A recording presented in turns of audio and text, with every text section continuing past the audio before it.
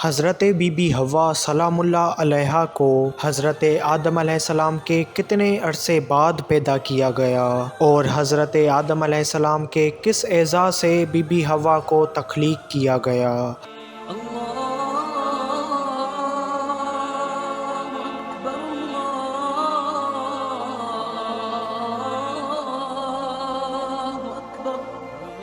حضرت آدم علیہ السلام کو تخلیق کرنے کے بعد اللہ تعالیٰ نے انہیں ہر چیز کا علم دے دیا، اور حضرت آدم علیہ السلام کو اللہ تعالیٰ نے براہ راست ہر چیز کے نام بتا دیے، مثلا یہ پہاڑ ہے، یہ سمندر ہے، یہ دریا ہے، وغیرہ وغیرہ۔ اس کے بعد اللہ تعالیٰ اور فرشتوں کے درمیان مکالمہ ہوا۔ اللہ تعالیٰ نے فرشتوں سے فرمایا کہ مجھے تم ان چیزوں کے نام بتاؤ اگر تم سچے ہو۔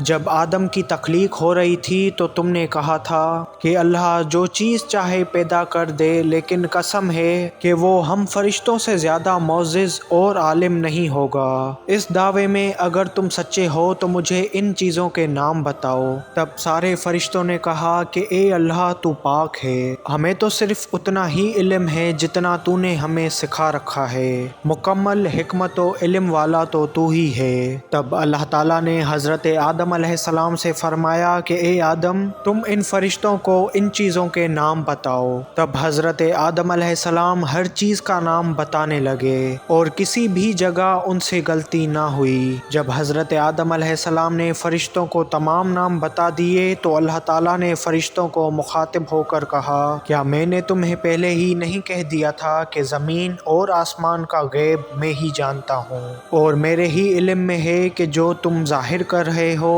اور چھپا رہے ہو۔ فرشتے اس وقت یہی بات چھپا رہے تھے کہ ہم ہی آدم سے افضل اور برتر ہیں، لیکن اللہ تعالیٰ نے سب فرشتوں کے سامنے حضرت آدم علیہ السلام کا علم اور حکمت ظاہر کر دیا۔ اس کے بعد حضرت آدم علیہ السلام جنت میں رہا کرتے تھے۔ آپ علیہ السلام جنت میں اکیلے اور تنہا رہتے تھے، اور اسی طرح سے انہوں نے کافی عرصہ جنت میں تنہا بسر کیا، لیکن آپ تنہائی کو شدت سے محسوس کرتے تھے۔ بس ایک روز وہ بھی آیا کہ ارادہ خداوندی سے حضرت حوا سلام اللہ علیہا کا وجود پیدا ہونا تھا۔ آخرکار حضرت آدم علیہ السلام ایک دن جنت میں سو رہے تھے تو اللہ تعالیٰ نے ان کی بائیں پسلی سے حضرت حوا سلام اللہ علیہا کو پیدا فرمایا۔ حضرت حوا سلام اللہ علیہا کے لیے نہ ہی الگ سے مٹی منگوائی گئی، نہ ہی ان کا الگ سے خمیر گوندا گیا، بلکہ ان کا وجود حضرت آدم علیہ السلام کی پسلی سے ہی بنایا گیا۔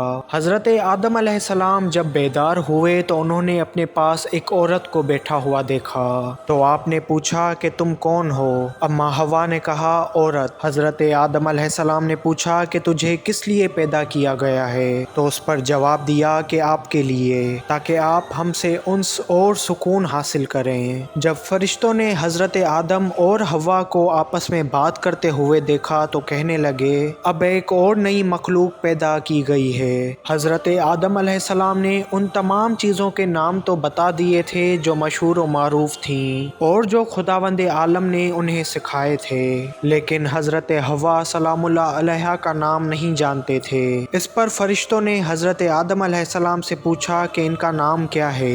اس پر آپ نے فوراً جواب دیا حوا۔ فرشتوں نے کہا کہ ان کا نام حوا کیوں رکھا گیا ہے؟ آدم علیہ السلام نے جواب دیا اس لیے کہ اسے زندہ چیز سے پیدا کیا گیا ہے، حیات کی نسبت سے حوا نام رکھا گیا ہے، جیسا کہ حضرت آدم علیہ السلام دنیا کے پہلے انسان اور نبی تھے، اور ایک نبی ہونے کی حیثیت سے آپ کی صورت مبارک بھی آپ کے شایان شان تھی۔ جیسا کہ حضرت آدم علیہ السلام بہت ہی زیادہ خوبصورت پیدا کیے گئے تھے، اسی طرح آپ کی زوجہ حضرت حوا سلام اللہ علیہا کو بھی بے حد خوبصورت پیدا کیا گیا تھا۔ آپ کائنات کی پہلی عورت اور خوبصورت ترین عورت ہیں۔ بہرحال حضرت آدم اور حوا جنت میں ایک ساتھ رہنے لگے۔ حضرت حوا سلام اللہ علیہا کے وجود سے حضرت آدم علیہ السلام کی تنہائی دور ہو چکی تھی۔ اللہ تعالیٰ نے حضرت آدم اور حضرت حوا سے فرمایا اے آدم تم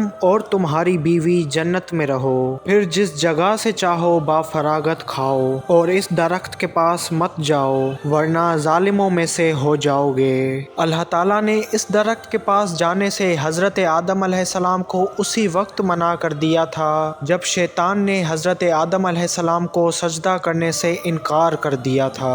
बहरहाल जब इब्लीस यानी शैतान को पता चला कि हज़रत आदम और हव्वा जन्नत में रह रहे हैं तो ये इन दोनों के दिलों में वसवसा डालने के लिए आ गया।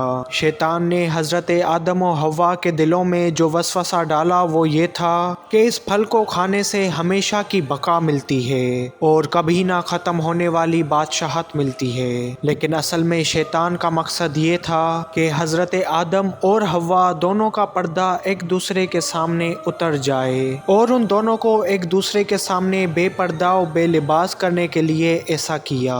याद रहे कि हज़रत आदम अलैहिस्सलाम और हज़रत हव्वा अलैहिस्सलाम दोनों बापर्दा और बालिबास जन्नत में रहते थे।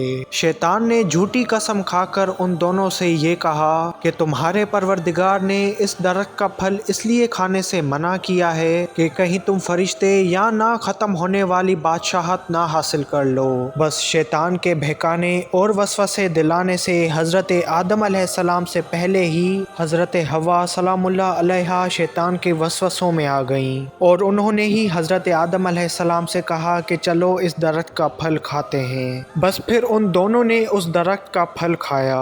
जैसे ही उन दोनों ने ये फल खाया तो उन दोनों के लिबास उतर गए और दोनों एक दूसरे के सामने बरहना हो गए, जिसके बाद दोनों ने शर्म की वजह से दरख्तों से पत्ते तोड़कर अपने बदन पर रखे। जिसके बाद हज़रत आदम अलैहिस्सलाम अपनी शर्मगाह को पत्तों से छुपाते हुए भागने लगे। इस पर अल्लाह ताला ने फरमाया कि मैंने तुम्हें मना किया था। इसके बाद अल्लाह ताला ने हज़रत आदम अलैहिस्सलाम को पुकारा, ए आदम मुझसे भागते हो? इस पर हज़रत आदम अलैहिस्सलाम ने फरमाया, ए मेरे परवरदिगार मैं शर्म की वजह से भाग रहा हूँ, तेरे सामने बरहना कैसे रहूँ और फिर ये कि नाफरमानी का इर्तिकाब भी कर चुका हूँ। इसके बाद दोनों ने तौबा कर ली। दोनों ने कहा, ए हमारे रब, हमने अपना बड़ा नुकसान किया और अगर तू हमारी मगफिरत ना करेगा और हम पर रहम ना करेगा तो वाकई हम खसारा पाने वालों में से हो जाएंगे। याद रहे कि हज़रत आदम अलैहिस्सलाम एक नबी हैं और अनबिया हर किस्म के गुनाह और खता से पाक होते हैं। ये मसलहत खुदावंदी थी जो हज़रत आदम अलैहिस्सलाम से हो गई। बस इसके बाद अल्लाह रब्बिल आलमीन का हुक्म हुआ कि जन्नत से उतर जाओ, तुम आपस में एक दूसरे के दुश्मन हो गए और तुम्हारे वास्ते ज़मीन में रहने की जगह है और एक हद तक नफ़ा हासिल करना है। तुम ज़मीन पर ही ज़िंदगी बसर करोगे और वहीं मरोगे और वहीं से दोबारा उठाए जाओगे। और इसके बाद दोनों को ज़मीन पर उतार दिया गया। हज़रत आदम अलैहिस्सलाम को ज़मीन के एक तरफ यानी हिंद में उतारा गया और हज़रत हव्वा को दुनिया की दूसरी तरफ यानी जद्दा में उतारा गया। ज़मीन पर उतरते ही दोनों ने एक दूसरे को तलाश करना शुरू कर दिया और आखिरकार दोनों की मुलाकात मैदान अरफात में हुई।